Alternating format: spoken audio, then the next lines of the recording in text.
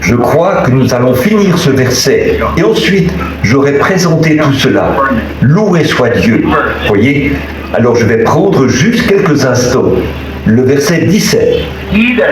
Que celui qui a des oreilles entende ce que l'Esprit dit aux églises. À celui qui vaincra, je donnerai la manne cachée et je lui donnerai un caillou blanc. Et sur ce caillou est écrit un nom nouveau que personne ne connaît si ce n'est celui qui le reçoit. Préférez-vous attendre jusqu'à demain soir ou qu'on traite de cela maintenant? Très bien.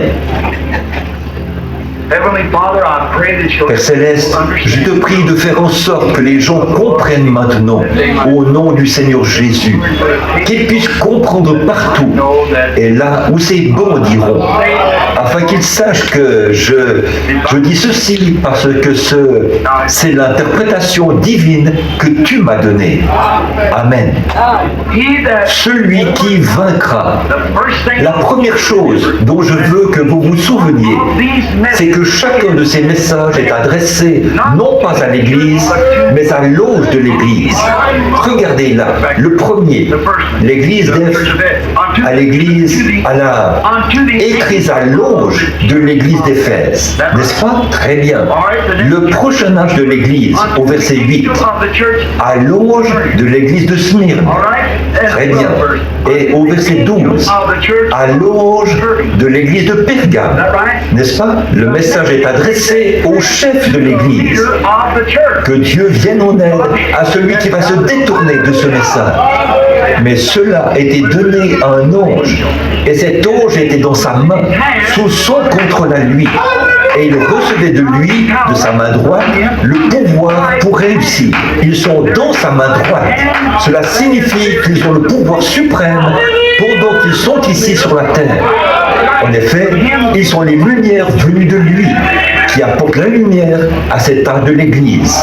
Voyez? À l'auge de l'Église, cela s'adresse à l'étoile de l'âge, à qui a été confiée cette responsabilité. L'auge de l'Église est tenu pour responsable s'il ne prêche pas la parole. C'est vrai.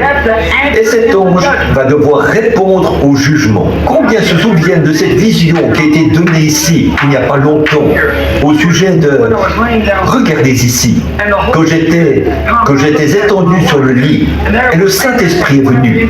J'ai regardé en arrière, ma femme était là, et là, j'étais étendu là, et je suis monté là, dans cette présence.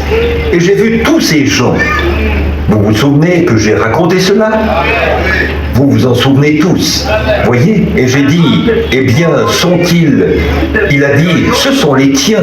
Et j'ai dit, ce sont tous des Branham? Il a dit, non. Il y en avait des millions. Il a dit, ce sont des convertis.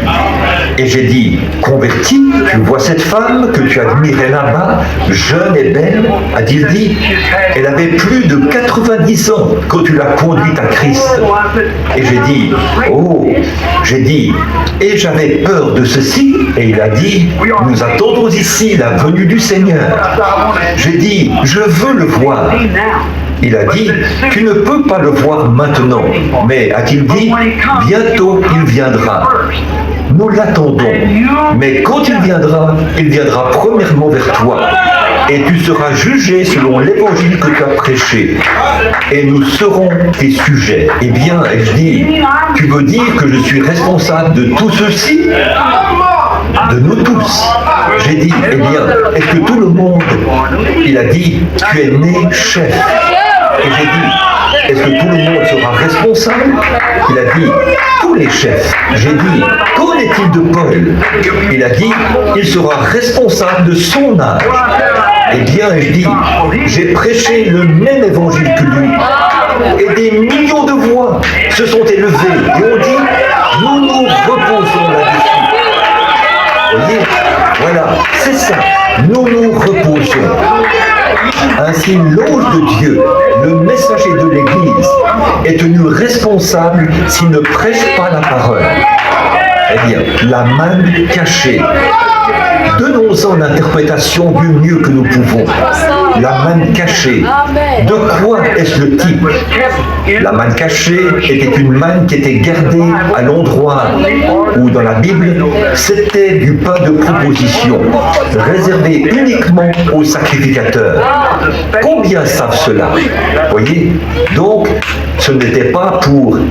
Il y avait un pain pour l'assemblée, mais il y avait un pain spécial réservé aux sacrificateurs. N'est-ce pas? Ceci est un pain spécial. Un pain spécial de la manne cachée. Qu'est-ce que c'est?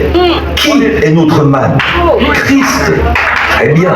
Jean chapitre 6, du verset 48 à 50.